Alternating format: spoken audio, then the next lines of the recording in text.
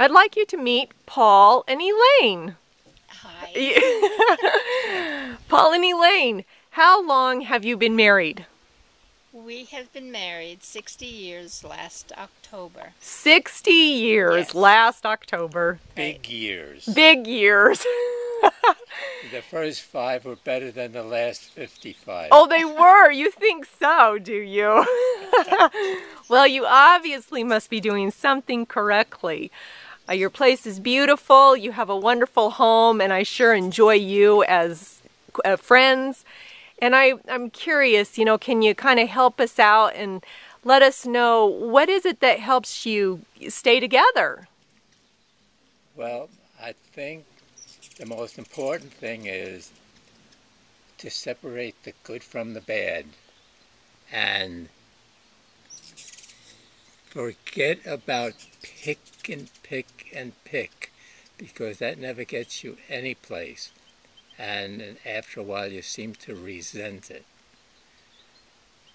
Now, as we're getting older, it's much easier because I don't cook, and my sweet little wife is a very good cook, and she takes good care of me. That's wonderful. And Elaine, what do you do? I mean, do you ever get on each other's nerves? What do you do when you get irritable? You do get on each other's nerves, particularly after you're retired and there's a lot of togetherness. I think you have to appreciate times to yourself sometimes, and too much togetherness I don't feel is that good. It makes it nicer when you are together. If you each have separate things that you may like to do, it's good to do them. I'll never forget my first date, and this cemented it. I took her swimming to St. George swimming pool just to see what she would look like in a bathing suit. You did? I did. Yes, he did. That really did it for me, because I swam right into the side of the pool. Showing off. Yes, he did. Now, it's a little interesting. You did have chemistry when you first met. I meet a lot of people who they say that chemistry wears off, and they feel like they fell out of love or something. Has that ever happened with you? I don't think so. Not I for think me. you just change, you become better friends, and instead of just lovers. And you concentrate on enjoying your new friendships and new company. See that when you share love with others, the love between yourselves grows. That's right. Yeah. If you learn to share, and if you share with your partner all your happiness and your good times and the bad times too, you're sharing. Another important thing in keeping your marriage is some religion. Now, not everybody is of the same religion, but there, again, you have to compromise. And you can start your children by sending them or taking them to Sunday school so that they have the background And the for discipline. when they grow older. Okay. Times have changed so much, and people put too much emphasis on monetary things. How can we, what would you recommend to people as far as how to not get into debt? Well, I would suggest they really decide between the two of them whether they need something important. If it's important, maybe you do have to pay it off to get it. But if it's just trivial things, it's not necessary. Then wait until you have a little more money. I think it's always good to save. After talking with Paul and Elaine, I thought to come back and read a few verses from 21st Century Science and Health from the chapter on marriage. Good looks, riches, or fame are incompetent to meet the demands of the affections. and should never weigh against the better claims of wisdom, goodness, and integrity. Happiness is spiritual, born of truth and love.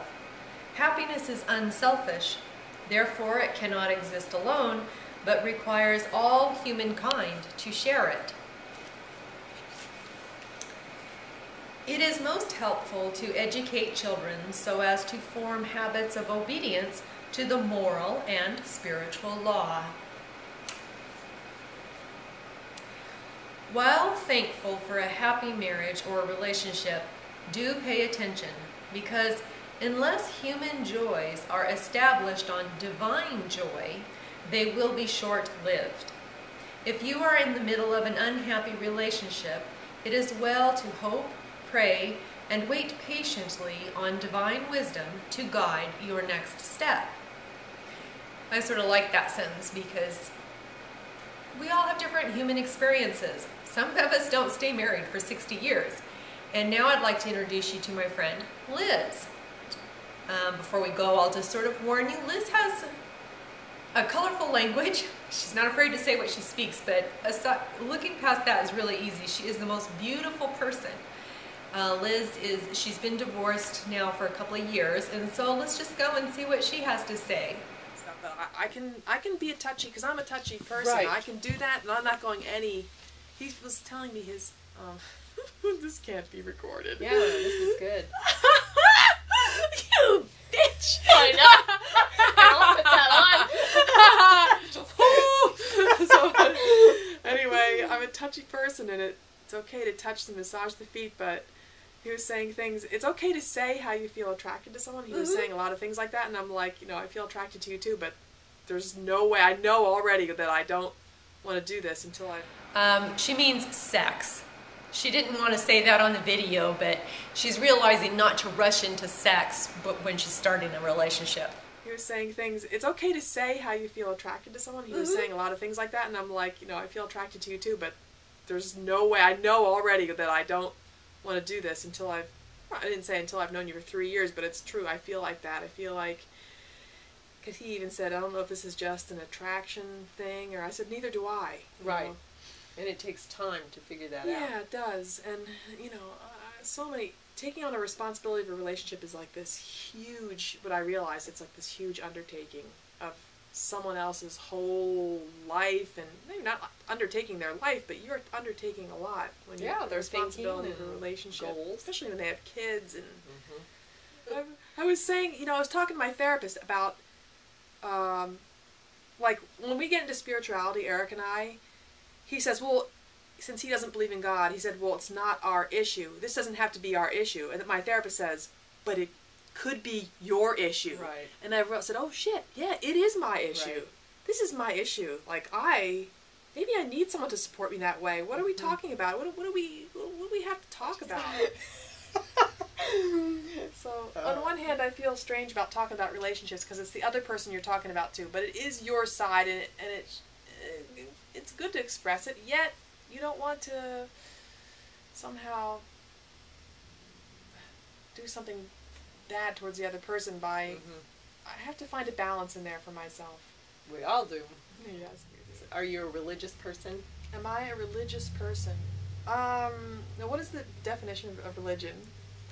That's a good question. That's a good question. Where's the dictionary? That's right, because religion is a human-made... I think it's a human invention. Religious. Does that mean you're religiously doing something? I am constantly religiously thinking about God. I'm religiously thinking about... Not that I'm a Jesus freak, but I do think of Jesus because he was a master, and I think of how I want guidance in my life, and who better to give you guidance but somebody who's gone the steps and learned these things that I want to learn, because I want to grow spiritually. I want to grow and learn about love.